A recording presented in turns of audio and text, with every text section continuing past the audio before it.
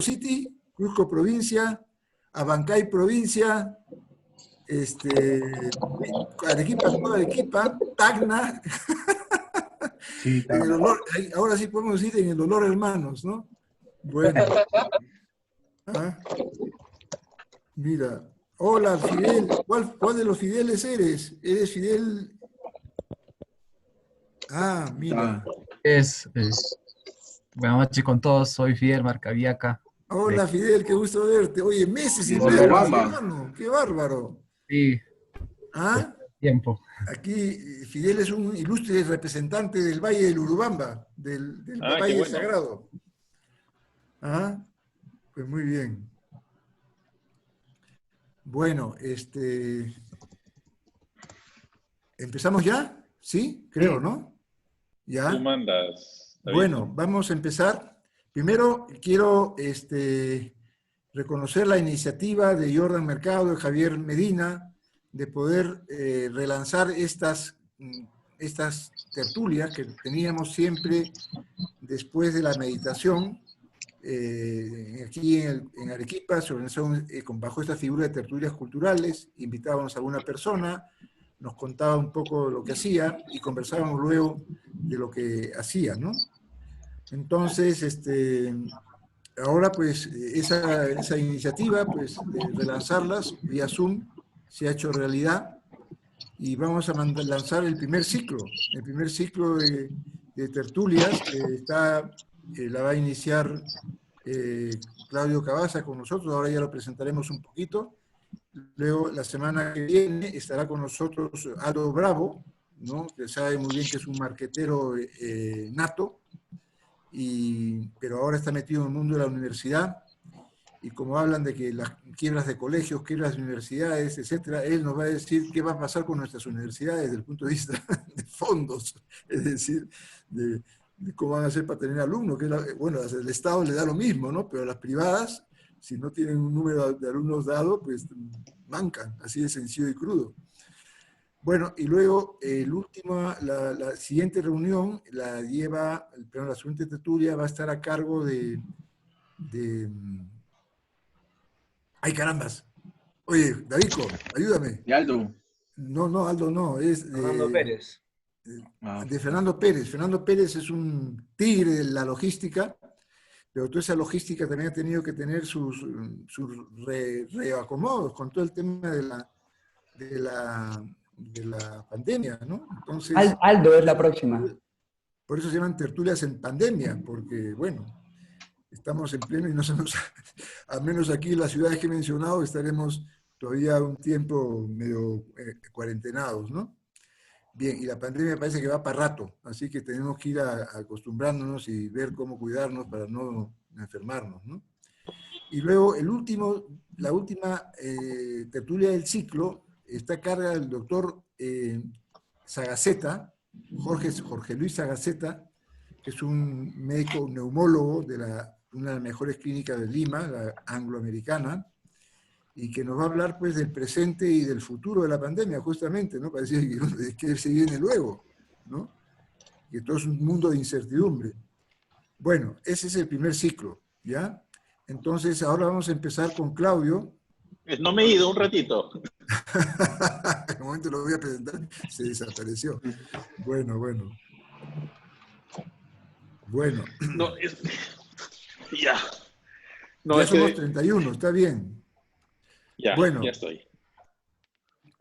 ya. Bueno, antes de presentar a Claudio, que ya algunos de ustedes lo conocen muy bien porque ha participado en el premio Cuya y en el PFE, entonces los cusqueños lo conocen bien. Aquí ya nos contará que si ha hecho algo por Arequipa también. Pero bueno, en cualquier caso, Claudio es un empresario, ¿no? Y tiene un MBA, ya nos explicará él un poquito su itinerario profesional, porque es parte de la presentación que le pedimos a los expositores para que luego nosotros, después de su presentación y tratar el tema por el cual se lo he invitado, empezamos nosotros a preguntar, ¿no? Entonces, pero lo interesante pues es que una de las cosas más curiosas es que hace unos meses se fue a sacar una maestría a la Universidad de Harvard, ¿no? No es poca cosa, pero lo que más lo raya a uno es que haya tenido, haya querido estudiar gestión pública. Un empresario privado que saca una maestría en gestión pública en Harvard. Eso ya es para picar la curiosidad hasta a los marcianos, pues, ¿no? Entonces ya nos contará todas estas cosas, y luego, además, lo agarró la pandemia ahí arriba, ¿no? En fin, hay muchas cosas interesantes que nos puede contar y le podemos preguntar. Entonces quería decir que antes de pasarle la palabra, volver a recordar que si buenamente pueden prender sus cámaras, bien, ¿no? A veces ahí prende la cámara y cae la red. Bueno, en esos casos no hay nada que hacer, pues, ¿no? Pero si pueden tener su cámara, porque decimos la tertulia es una conversación entre amigos, ¿no? De eso se trata. Bueno, Claudio, te pasamos la pelota. Muy bien. Entonces, a ver, ¿qué les cuento?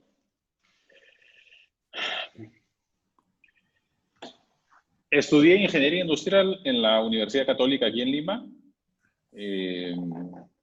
Luego trabajé 3 años en una empresa de consultoría.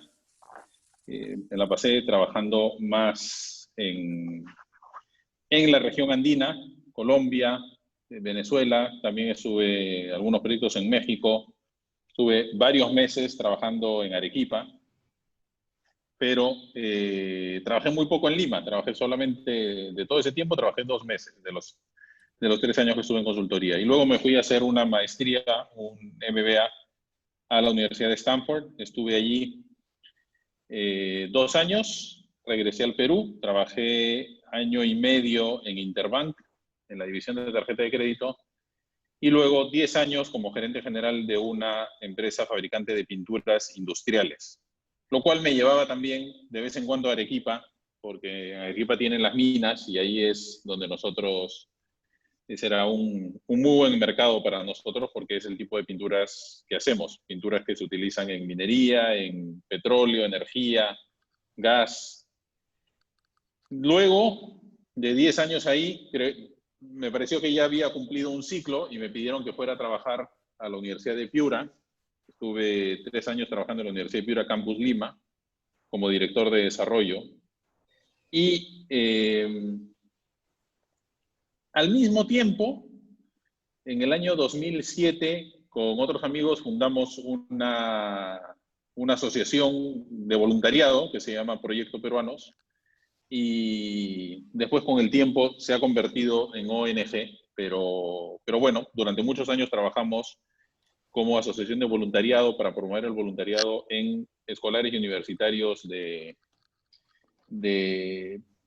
digamos, del Perú, principalmente Lima. No hemos logrado salir mucho de Lima, aunque el fenómeno del Niño Costero 2017 sí nos llevó a Piura, y tenemos algunas cosas que hacemos en Piura también, sobre todo en el distrito de Puramori, que fue el distrito más afectado con la inundación del río Piura, que se desbordó ese año, en marzo del 2017, y tenemos un proyecto allá financiado por la Unión Europea. Y, en fin, como va dando vueltas la vida, conocí a uno de los fundadores de Enseña Perú, quizá han escuchado hablar de esta organización.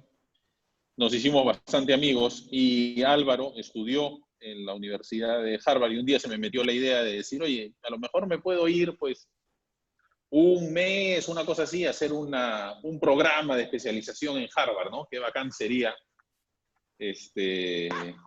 seguirle los pasos a Toledo, ¿no? Estudiar en Stanford, estudiar en Harvard, hacerlo. Lo único que espero no terminar en jail. Él sí terminó en la cárcel, yo espero no terminar en la cárcel. Pero Álvaro me dijo, mira esta maestría de 1 año que fue la que yo hice, y la comencé a mirar, y cada vez la miraba con un poquito más de cariño. Entonces, lo que Álvaro me dijo, y además es 1 año nada más, Álvaro me sugirió, me dijo, mira, anda a la universidad, ándate un par de días, conócela y mira si es lo que quieres. Entonces así lo hice. Estamos ya en septiembre de 2018, estuve un par de días allá. Me encantó el lugar, me encantó la gente, en fin. Y dije, bueno, no se pierde nada postulando. Y voy preparando mis papeles, las cosas, los requisitos que a uno le piden. Y ya si me aceptan, bueno, lo pensaré, pues pensaré si es que me tomo ese año de estudio. Sí me interesaba volver a estudiar porque ya hacía mucho tiempo. O sea, la maestría, el MBA lo terminé el año 2003, con lo cual estamos en el año 2018, habían pasado 15 años desde la última vez que había estado seriamente estudiando, pues, con tareas, con notas, etcétera. Lo cual no quiere decir que no haya hecho otros programas en el PAD de la Universidad de Piura o haya participado en congresos, pero es distinto cuando uno tiene un profesor y tiene que estudiar y tiene que presentar trabajos y tiene que dar exámenes y tiene nota, la exigencia es distinta. Entonces, bueno, decidí postular, mandar mi historia de vida, qué cosa es lo que había hecho hasta ese momento y qué es lo que quería hacer. Y parece que les gustó. Y el 14 de marzo del año 2019 me ofrecen entrar. Y bueno, yo ya había pensado y le había dicho a mi familia también que lo pensaría si me aceptaban, que la verdad es que pensaría si es que valía la pena irme. Entonces, creo que lo pensé 35 segundos. Y dije, me voy. Tanto así que a mi propio papá lo cogí de sorpresa. Y me dice, creí que lo ibas a pensar. Le dije, sí, lo pensé. Lo pensé 35 segundos y decidí. O sea, es que, digamos, solo una vez en la vida a uno lo aceptan en Harvard. Y dije, ¿y qué pierdo? O sea, ¿me voy, no me voy? ¿Qué voy a hacer? O sea, es una oportunidad única, ¿no? Entonces, ya está, acepté irme y emprender esta aventura de volver a ser estudiante pasados los 40 años, con profesores, con notas, con todo, absolutamente todo. Y bueno, lo que tenía que ser un año muy bueno terminó siendo un año cortado a las 2/3 partes, no, 3/4 partes, y me tuve que regresar a Lima por la cuarentena. Entonces, no sé, yo le pedí a Paul que me permitiera, les puedo mostrar algunas fotos por lo menos, para que me crean todo lo que he dicho. Y Paul. sí, ya me lo dio, ahí está. Ese es el diploma. Eso es lo que dice que realmente estudié. Es interesante porque algo que no leen, bueno, si leen aquí abajo, ¿no? La autoridad, no sé qué. En el año de nuestro año 300, la universidad fue fundada en 1636, es la segunda o tercera universidad, la primera, como saben, es San Marcos, pero es de las más antiguas que hay en América. Ahora, esto llama la atención, el año de nuestro Señor, y después, no sé si se llegue a ver perfectamente el sello de la universidad, dice Cristo et Ecclesiae, en nombre de Cristo y de la Iglesia. Ese es el sello de la universidad. Y uno diría, oye, la Universidad de Harvard, una universidad religiosa, hoy día no le queda nada de religiosa, pero en su momento la universidad fue fundada como un seminario para preparar ministros puritanos. Los puritanos son una rama del protestantismo. Y en 1636 se funda este seminario para preparar a los ministros puritanos. Entonces, bueno, esto que yo esperaba recibir en una ceremonia muy grande, la ceremonia de graduación universitaria más antigua de toda América, con unas tradiciones muy, muy características de Harvard, al final lo recibí metido en un sobre dentro de un cartón que me trajo el correo. Y esa fue la historia. Entonces, yo creo que mejor hacemos esto si ustedes me preguntan. Bueno. Porque si no, tampoco quiero soltarles un rollo. Ya. No, no, Pueden yo, preguntar directamente, pueden preguntar por el chat, como quieran. yo hago una pregunta. La pregunta Dale. decidiste, ok, me voy a desarrollar una maestría en gestión pública. Nunca, Mm. dices, nunca te aceptan dos veces en Harvard, es una oportunidad única, pero evidentemente habría algo también sobre el tema de la gestión pública. ¿En qué medida Sí. el tema de gestión pública piensas que te va a servir? ¿Por qué lo has hecho?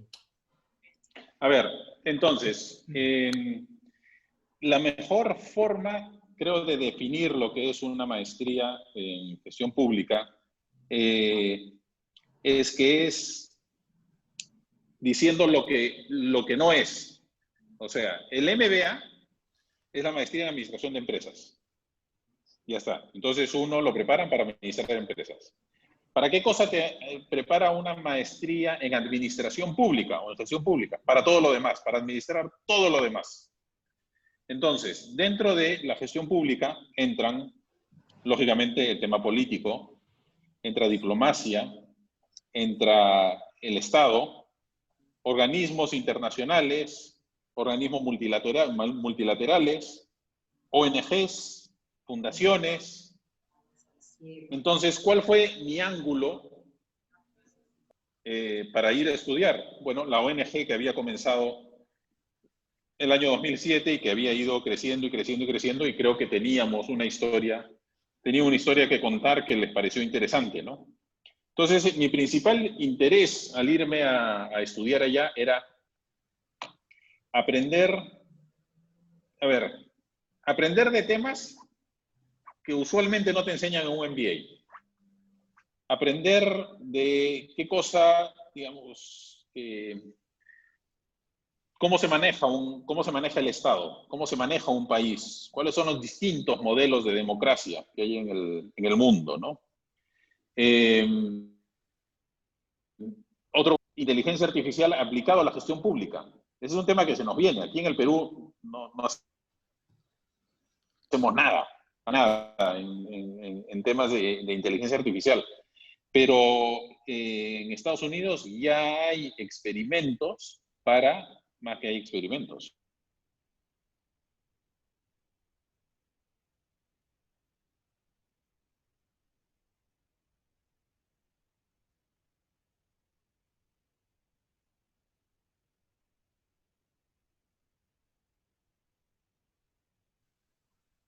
Al acusado y el acusado decide se le da libertad bajo fianza o no. En el fondo lo que el juez tiene que hacer es evaluar si hay riesgo de fuga, de que no puedan volver a agarrar al acusado.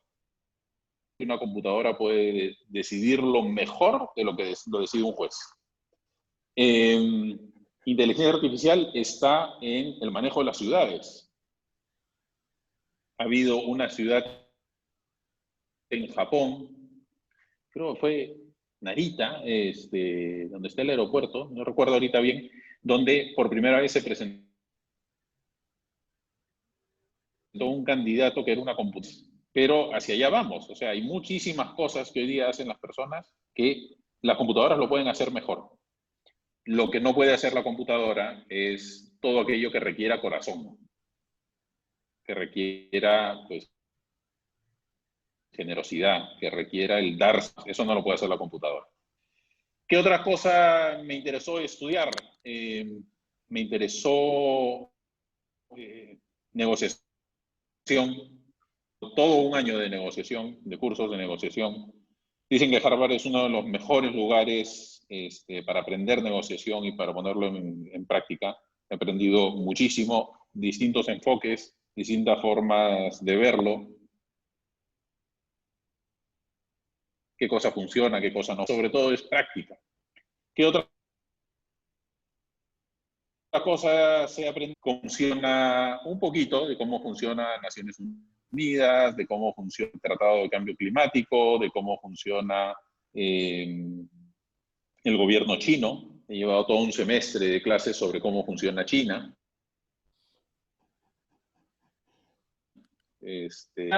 Aprender cosas que no había tenido yo la oportunidad de aprender. con la idea de, en este momento, pues, hacer patria. Ahora, cuando digo hacer patria, uno puede hacer patria desde la empresa privada, puede hacer patria desde el Congreso, en teoría, puede ser patria desde el Estado, puede ser patria en una ONG o en una universidad. Y en el fondo, mi hacer patria no pasa por política.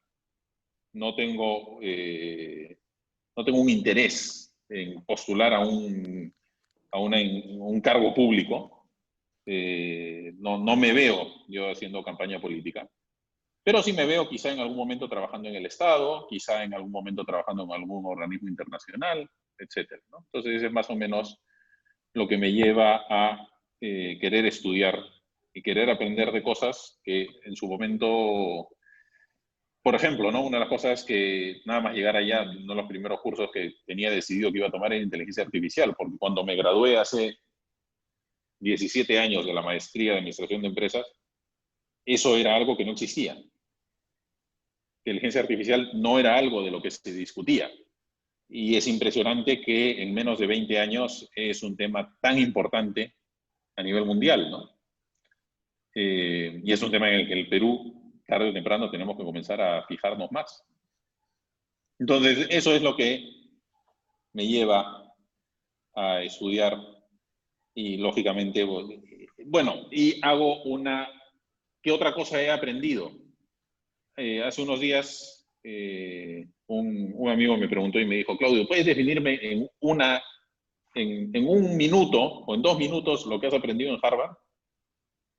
Y la verdad es que la respuesta para mí es bien, bien sencilla.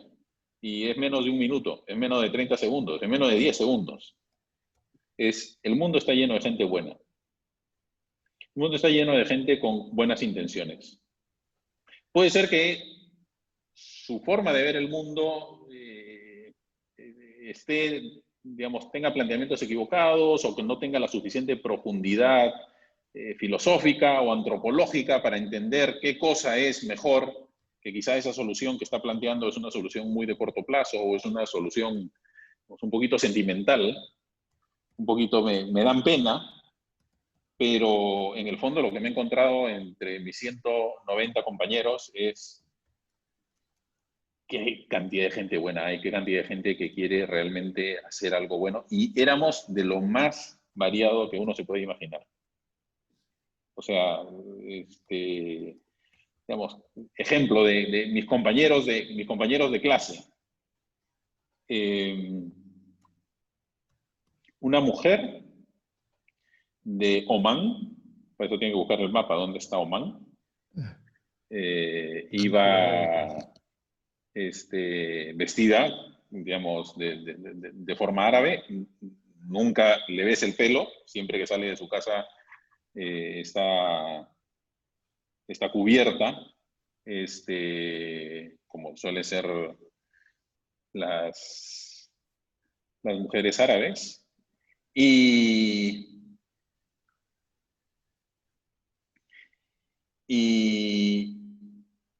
era conductora de una radio. Y además, digamos, se había revelado un poco a lo que era la tradición familiar de que las mujeres no hacían nada, jugando fútbol. Estuvo en la selección de fútbol de Omán. ¿No? Entonces uno dice, oye, y claro, y estaba, digamos, ella ve que hay que empoderar un poquito más a las mujeres en los países musulmanes y eso era lo que la llevaba allá, ¿no? Otro de mis compañeros es un argentino, nacido en Canadá, que trabaja en la Franja de Gaza. Él trabaja para las Naciones Unidas y a cargo de Naciones Unidas, y a cargo de él, porque él es el que mandaba ahí, están todos los colegios, todos los hospitales y todo el suministro de comida a la Franja de Gaza. 2 millones de personas que viven en la Franja de Gaza, es la prisión más grande del mundo, imposibles de salir, solo 500 palestinos tienen permiso para salir de la Franja de Gaza y entrar a territorio israelí. Bueno, él de ahí estaba a cargo de todo eso, de todos los colegios, todos los hospitales y toda la distribución de comida a esas 2 millones de personas. Es un trabajo impresionante, un trabajo con un impacto. Se sentaba a mi costado, trabajamos mucho durante todo un semestre juntos una persona que había sido, bueno, presidente del Senado de Colombia, y él a él le tocó, siendo presidente del Senado, aprobar el Tratado de Paz, aprobar en el Senado el Tratado de Paz con las FARC. Si bien él no estuvo sentado en la mesa de negociación con las FARC, sino que era el Ejecutivo, el Poder Ejecutivo el que estaba sentado en la mesa de negociación con las FARC, a él le tocó negociar con el Poder Ejecutivo lo que el Poder Ejecutivo estaba acordando con las FARC. Y en ese momento Mauricio está digamos, está preparándose, yo creo, muy seriamente para ser presidente. Se muere gana de ser presidente. Ahorita está haciendo una segunda maestría, hizo la maestría en Administración Pública y ahorita acaba de comenzar el MBA en la Universidad de MIT, ahí mismo en Boston. No sé, yo podría pasarme, éramos 190, ¿no? O sea, A su madre. estaba en primer día de clases, ¿no? Nos dividen en grupos de 4, 5, 6 personas, medio aleatoriamente, y sentados en una mesa pequeña, están 4 personas, y la idea es que hablen sobre cómo se sienten en Estados Unidos y, digamos, expresen lo que, decir, un poquito de, oye, ¿qué me siento estar sentado frente a estas otras 3 personas, ¿no? Contarle a ellos Bueno, en esa mesa estaba sentado un afgano, un médico afgano, y en esa mesa, por esas cosas de la vida, estaba sentada también Barbara Bush, la hija del presidente George Bush. Estaban sentados un afgano y la hija del presidente Bush en la misma mesa. Entonces, claro, uno dice aquí, ¿y en qué momento arranca la Tercera Guerra Mundial, no?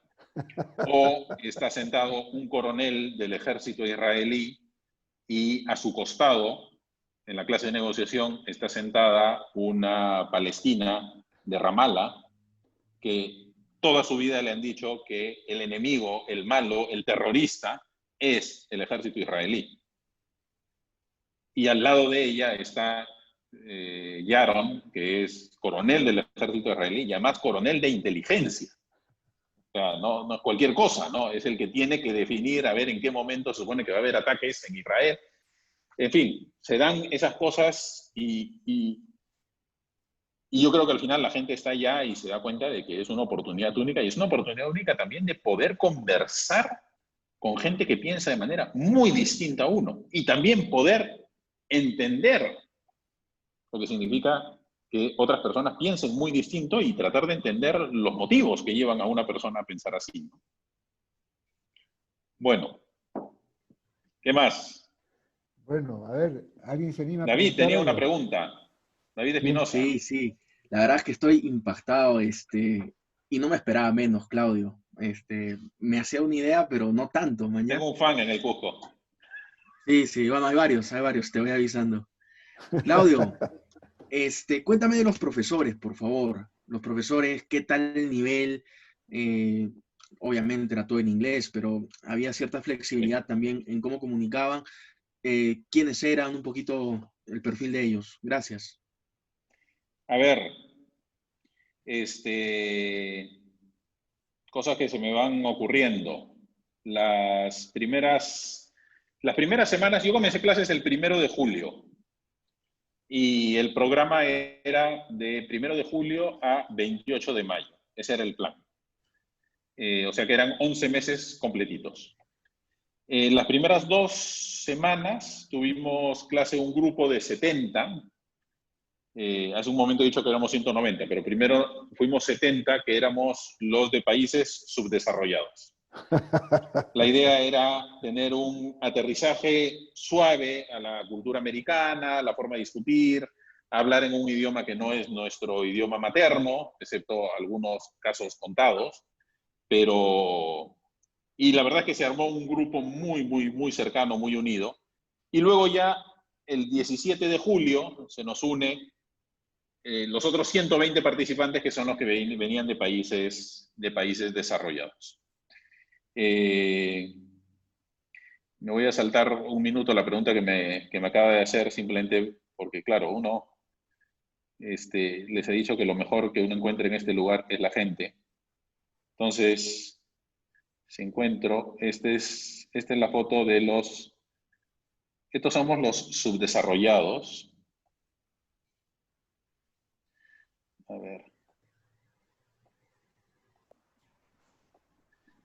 Esos somos los 70 subdesarrollados.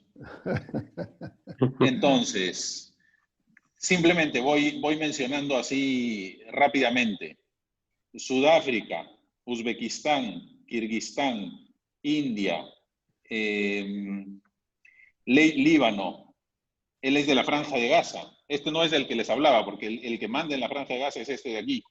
Pero este es un empresario palestino que trabaja en Franja de Gaza y es uno de los 500 que tienen permiso para salir de Gaza. Denis es de Ghana, mexicana. Mohamed es de Afganistán. Perdón, no, Mohamed, este es de Egipto. Ese también es de Egipto, Karim, ese soy yo. Este es un nicaragüense que no puede regresar a Nicaragua porque lo persigue el gobierno de Ortega, es opositor, es periodista. Y bueno, ahí podría Kazajistán, este es afgano, en fin, podría seguir mexicano, este negrito es de Camerún. Yo no sabía, Camerún tiene una zona en la que hablan inglés, son la parte inglesa de Camerún, que son los oprimidos dentro de Camerún. El Oriente. Sí. Bueno, David ha estado pues en Camerún. Malasia, China, bueno, voy pasando, Argentina, Hungría, Malasia también, turca, mexicano. Samlara es de, no, perdón, este es Uche. Uche es de Nigeria. Este era el jefe de gabinete de asesores del secretario general de la OEA. Su responsabilidad era Venezuela. Mongolia, yo jamás en mi vida creí que iba a compartir clase con alguien de Mongolia. Bueno, Mongolia, Kazajistán, diplomática mexicana, y así. O sea, el grupo de gente es esta mujer aquí, ella es de Sri Lanka. También, uno dice Sri Lanka, nunca en mi vida me voy a cruzar con alguien de Sri Lanka. Bueno, ella era directora del Banco Central de Reserva de Sri Lanka y decidió dejar todo. Además era directora de la Aerolínea Nacional de Sri Lanka, directora de varias. Y yo le decía, oye, a ver, Roshan, hay una cosa que no entiendo. Tú ya eras exitosa. ¿Para qué diablos te viniste a estudiar a Harvard? Me dice, porque necesitaba un cambio, necesitaba recargarme. O sea, sí, pero es que el éxito no lo es todo. Pero en fin, eso simplemente con orgullo mis compañeros. Profesores. A ver, un profesor con el que llevé clase durante todo un semestre se llama Ricardo Hausmann. Ricardo Hausmann es bastante conocido, es el director del Centro Internacional para el Desarrollo. Es un tipo muy bueno, un venezolano. Es de los que mueve la resistencia en el exilio. Él ha sido ministro de Economía en Venezuela, ha sido economista en jefe del BID, efectivamente. Él ha estado aquí también, en este momento es asesor de la ministra. Tony Alba le tiene mucha estima a Ricardo y viceversa. Ricardo le tiene mucha estima a Tony también. Y por eso digamos, la ha estado asesorando y se reúne todas las semanas con ella. Varias de las cosas que la ministra ha ido sacando han sido ideas de Ricardo. Ricardo es asesor internacional de muchos países y claro, o sea, digamos, uno dice, oye, este hombre es un tipo conocido, importante, y resulta que te está dando clase, ¿no? O sea, y llega como cualquier otro profesor con su mochila y te pone su presentación y te da clase, y la verdad es que es entretenidísimo en las clases, o sea, y uno aprende muchísimo. A esto le sumas que en mi trabajo grupal, en mi grupo estaba un empresario, el hijo del empresario más importante de Ecuador, y Mauricio, que había sido senador de Colombia, y yo, que no sé cómo me colé ahí, y estamos haciendo un trabajo pues, del desarrollo de Colombia, ¿no? impresionante el asunto, ¿no? Y que después lo va a leer Ricardo Hausmann, que además conoce muchísimo Colombia. Sacamos bastante buena nota, tengo que decir. Pero claro, la teníamos fácil, pues. Si un político colombiano está en tu grupo, te puede dar bastantes ideas. Entonces, ese fue uno de mis profesores, Ricardo Hausmann. Otro de los profesores que llevé en ese semestre, Pippa Norris. Pippa Norris es la autoridad mundial en política comparada. Política comparada es comparar los distintos modelos de democracia o modelos de gobierno que hay en el mundo.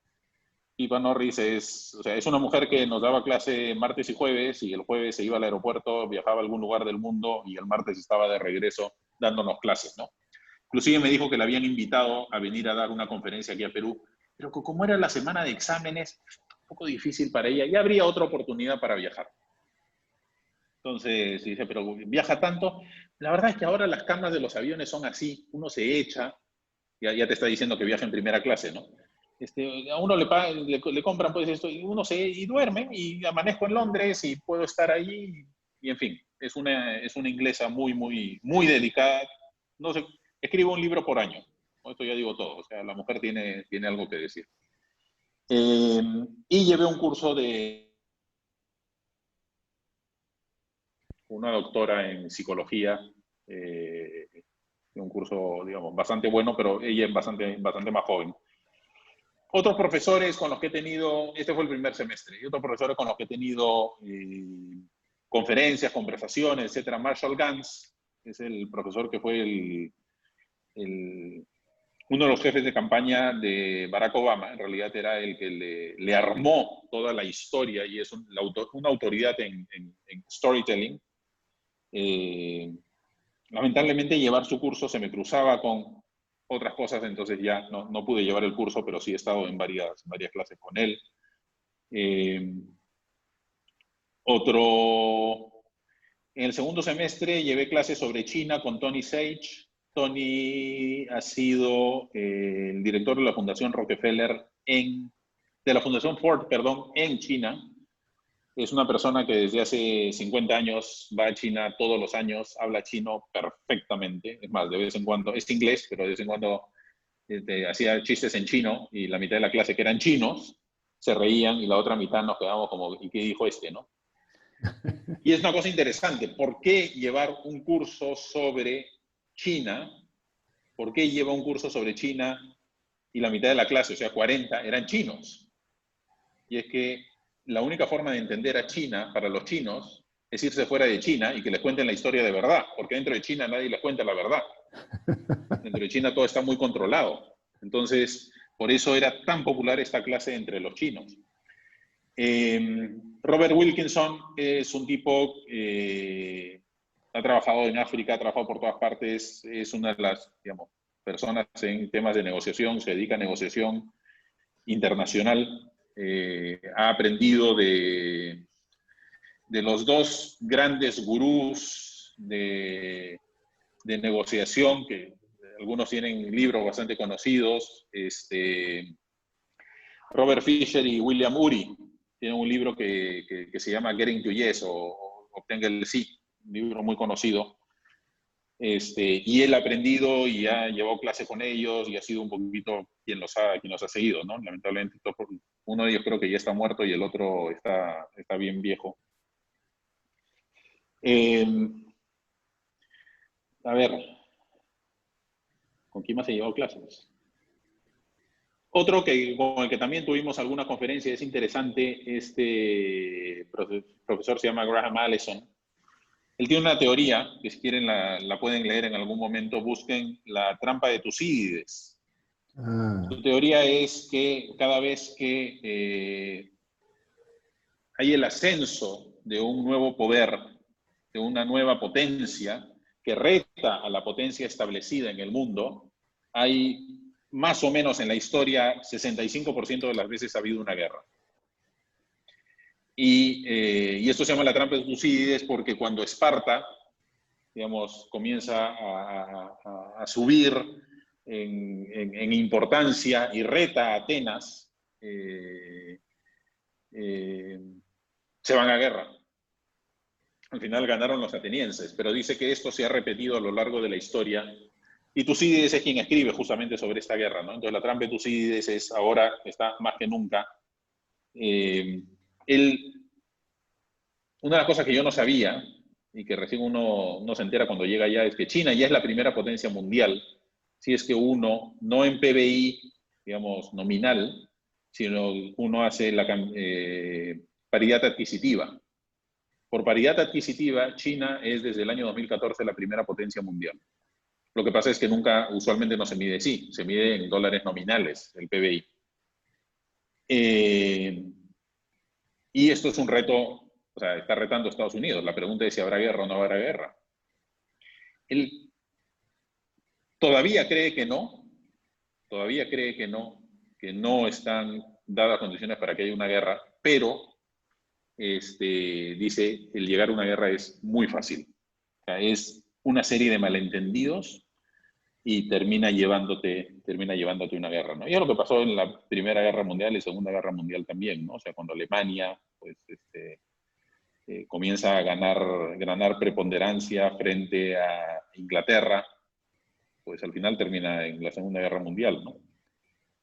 Entonces, bueno, es muy interesante escuchar, digamos, sus propias teorías. Y el asunto es que, o sea, quienes te están enseñando son los que escriben los libros, ¿no? Son los que hacen la teoría, son los que escriben los papers. Entonces, eso también es un extraordinario privilegio. Claudio, yo quería hacerte una pregunta. Dale, Marco. Bueno, un gustazo, ¿no? De verdad que es impresionante todo lo que estás contando. Y en base a esa experiencia que tú has tenido en estudiar prácticamente el sistema americano, sobre todo el sistema, asumo yo, estatal americano, ¿cuál es la primera diferencia más grande que podrías notar entre el sistema estatal peruano con el americano, por así decirlo? Y aterrizando un poquito más la idea, ¿cuál sería, crees tú, el cambio, o sea, ya no a ciencia cierta, sino simplemente de acuerdo a lo que has estudiado, ¿no? Que podría ser realizable en Perú, ¿no? O sea, ¿cuál sería ese cambio así a buenas a primeras para hacerlo, ¿no? A ver, ¿qué sucede? Cuando las colonias se han independizado, y con esto nos vamos al siglo XVIII y XIX, cuando las colonias se independizan, suelen mantener el sistema con el que han venido funcionando. Entonces, las instituciones que tenemos en Perú son instituciones hispanas, derecho romano. O sea, hemos mantenido mucho, a pesar de que, digamos, nos independizamos, etcétera, pero en el fondo reemplazamos al virrey por un presidente, donde la figura presidencial aquí en el Perú tiene muchísimo peso. Somos una democracia presidencialista, con un Congreso que, digamos, no termina de funcionar completamente y con un sistema judicial que funciona como funcionaba el sistema judicial, muy parecido como funcionaba el derecho romano, como funcionaba el sistema judicial español. Cuando Estados Unidos se independiza, primero, Estados Unidos no es un país. Estados Unidos se independizan unas colonias. Se independizan 13 colonias. 13 colonias independientes, que eran gobernadas y que tenían su propio gobernador. Algunas eran, sobre todo, colonias inglesas, pero donde había gente muy variada. O sea, en Estados Unidos tenías inmigrantes ingleses, franceses, holandeses, alemanes, irlandeses. O sea, era muy variado, muy mezclado. Cuando se independizan 13 colonias y lo que dicen, bueno, vamos a nombrar a una persona para que más o menos nos coordine en defensa y en relaciones internacionales. Punto. Eso era lo único que querían. Y además dicen, vamos a elegir un nombre que no le dé, que sea el nombre menos importante que podamos encontrar. Y lo llamaron presidente, porque presidente no significaba nada en ese momento. No significaba absolutamente nada. Y lo único que tenía que hacer Washington, ¿qué cosa había sido? Washington había sido el comandante del ejército revolucionario y le dicen, bueno, ahora eres el presidente, lo eligen como primer presidente, ¿Qué tenía que hacer él? Asegurarse que la democracia, digamos, que la independencia se consolidaba y todo el manejo de embajadores, etcétera, a nivel internacional. Y muy poquito de coordinación inicialmente en materia económica. Es idea de Hamilton el que comience a haber una coordinación económica y que haya una única moneda y que además haya un banco central que respalde la deuda que vaya tomando cada una de las colonias. Entonces, si vemos ya de arranque, el sistema es completamente distinto. Si bien con el tiempo la figura presidencial en Estados Unidos ha ido ganando importancia, pero lo hemos visto ahorita con el tema de la pandemia. El presidente no puede ordenar una cuarentena total en todo el país. Eso es decisión de los gobernadores. Y los gobernadores son los que mandan realmente en cada uno de sus estados. Y cada gobernador tiene una legislatura estatal. O sea, cada estado tiene su legislatura. Tiene su gobernador, figura presidencial, tiene sus ministros y tiene su legislatura. Y tiene su sistema de cortes también. Por eso, cuando uno ve las películas, ve el choque entre si es la policía o los del FBI, ¿no? Porque el FBI es la policía federal, la policía que depende de Estados Unidos, que fue un invento del siglo XX, el que hubiera una policía. Oye, ¿qué pasa si es que un criminal cruza de un estado a otro? ¿Ya? ¿Quién se encarga? ¿Se encarga Massachusetts o se encarga Nueva York? Entonces comenzaba a ver, entonces no, ya, en ese caso ya el delito es un delito federal, ya, y entra a las cortes federales y a las cortes de apelaciones federales. Sin embargo, si yo robo algo en Boston, por ejemplo, a mí el juicio me lo hacen en el sistema judicial del estado de Massachusetts. Entonces ya de arranque somos muy distintos, muy distintos. Entonces, ahora tú me pides la solución para el Perú. No tengo, o sea, creo que hay muchas cosas, mira, demasiadas. Un temita, que fue un tema que investigué y sobre el que escribí uno de mis trabajos en el curso de política comparada. Y es un temita que además tiene mucho que ver con lo que hemos visto digamos, Keiko Fujimori en la cárcel y dirigentes de partidos en las cárceles. Los partidos políticos ya no tienen la fuerza que tenían antes, que tenían a mediados del siglo XX. Y esto no es solo un fenómeno nacional, es un fenómeno internacional. Sucede exactamente lo mismo en Inglaterra, sucede lo mismo en Alemania, sucede lo mismo en todas partes. La gente hace menos actividad partidaria. Pero los partidos son importantes para las instituciones, son importantes para el mantenimiento de la democracia. Que haya un grupo de gente que pueda crecer dentro de partidos y que los partidos tengan relevancia, que no giren alrededor de un líder que inclusive pues termina poniéndole al partido sus iniciales, ¿no? Como nombre del partido sus iniciales. Eso no es bueno. No es bueno porque no se está creando partido. Entonces, partidos aquí en el Perú, la verdad que son 4 o 5, partidos de verdad, partidos que tengan una trayectoria de 20 años, de 30 años. Ahora, antes los partidos políticos se financiaban con los aportes partidarios. Ahora eso ya no sucede, porque la gente ya no se inscribe, ya no tiene carné del partido. Entonces, si no hay aportes de los afiliados al partido, ¿de dónde sacan plata? Entonces, lo que han inventado en el resto del mundo, y que aquí en Perú hemos copiado también, como todo copiamos, es, oye, al Estado le interesa financiar a los partidos políticos, le interesa que haya actividad partidaria. Y en Colombia me lo decía Mauricio, creo que era algo así como 15 pesos por voto. O sea, cada voto que un partido consigue en las elecciones generales son 15 pesos o una cantidad así. No recuerdo exactamente el monto, pero claro, estás hablando de millones de votos, pues son millones de pesos o miles de millones de pesos, lo que hace varios millones de dólares que permite que el partido se mantenga. Y que ese dinero lo puede usar, parte va al candidato y parte va al partido para que el candidato pueda hacer su publicidad partidaria para volver a postular, y parte va al partido para soportar a ese candidato. Y está bien, y funciona aquí, funciona funciona en Colombia, funciona en Alemania, funciona en Costa Rica, que uno podría decir es la democracia más fuerte que hay en Latinoamérica. Bueno, ¿qué hicimos aquí en Perú? Aquí en Perú copiamos lo mismo. Hay financiamiento público de partidos políticos, pero le quitamos una cosa, o le añadimos una cosa. A esa ley, como siempre nos gusta copiar y luego añadimos cosas, ese dinero no se puede usar para publicidad política, solo se puede utilizar ¿para qué creen?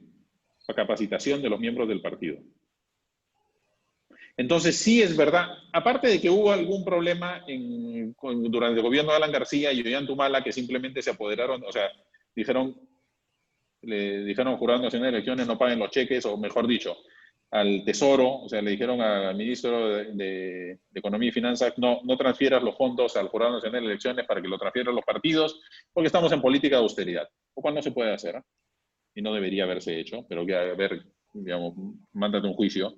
Además, los partidos políticos están desprestigiados. Pero no solo eso, sino que el partido no puede utilizar el financiamiento público para fines de campaña política. La única forma como un partido puede financiarse para campaña política es a través de donaciones individuales. Y, si no me equivoco, el máximo de donación que podía recibir hasta hace unos meses un partido de una persona o de una empresa era más o menos el equivalente a $50.000. La tontería. Entonces, ¿qué tenía que hacer? Yo, si necesito $5 millones, tengo que conseguirme 100 donantes, 100 personas que vengan y cada una me dé $50.000 para poder conseguir $5 millones, para poder hacer un poquito de televisión, algunos carteles, etc. Entonces, ¿qué sucede? Aparece un señor que dice, yo les quiero dar más plata, porque con $50.000 no van a hacer nada. Entonces, ¿qué tienes que hacer? Utilizar los nombres, utilizo los nombres de los 35 que estamos aquí, y divido ese $1 millón que ese señor me ha dado, lo divido en 20, y ya está, y lo pongo a nombre de cada uno de ustedes. Porque la ley no me permite hacer otra cosa. Y ese es el pitufeo famoso. Entonces, una de dos, o permites que los fondos que los partidos reciben del financiamiento público se utilice para campaña, o aumenta el tope de donación que puede recibir un partido. El problema de las donaciones es que después voy a estar en deuda con esa empresa, ¿no? Y si viene un señor con ¿cuánto fue? $3,5 millones de soles. Bueno, tengo $3,5 millones de favores que devolverle. Pues claro, eso también es un problema, porque termino vendiéndome. Pero está bien, lo que cualquiera de las dos. En Estados Unidos no hay tope. En Estados Unidos puede aparecer el señor con su cheque de $3,5 millones de soles y entregárselo al señor Trump, y ya está, y todo el mundo sabe. Y es más, se declara abiertamente. Recibió de este lugar, y ya se sabe. Funciona, está reglamentado, está regulado. Se sabe cómo funciona el lobby. Ya, todo el mundo lo sabe. El problema es, bueno, no quiero eso. Ok, porque ya, pero entonces, ¿cómo consiguen plata? Este es solo un tema, y es un tema, puedo hablar de esto porque escribí un paper de 15 páginas sobre este tema, comparando además lo que hacen otros países de Latinoamérica. A ver, se nos ha ido el tiempo y sin darnos cuenta. Yo hablo demasiado. Bueno, vamos a hacer una última pregunta y una respuesta breve. Y luego agradeceremos a Claudio, porque la verdad que el tema es súper interesante. A ver, si alguien se anima a hacer una pregunta, que demande una respuesta breve. Buenas noches. Mi nombre tenía una pregunta, pero en todo caso quisiera hacer una pregunta breve.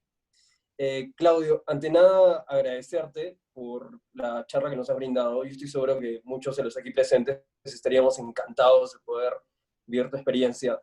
Y justamente en base a ello, quería hacerte en todo caso una pregunta breve. No sé si es que nos podrías recomendar o orientar cómo es que nosotros podríamos acceder a realizar una maestría en una universidad de la LAIF o no sé, cualquier otra universidad resaltante, ¿no? Que está en Estados Unidos. Quizás, ¿cómo es que nosotros, en este mismo medio, en Arequipa o cualquier otro peruano, podría intentar acceder a realizar esa maestría?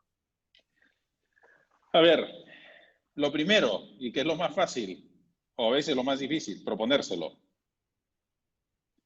Mira, en Kennedy, en Harvard Kennedy School, estábamos el año pasado 19 peruanos.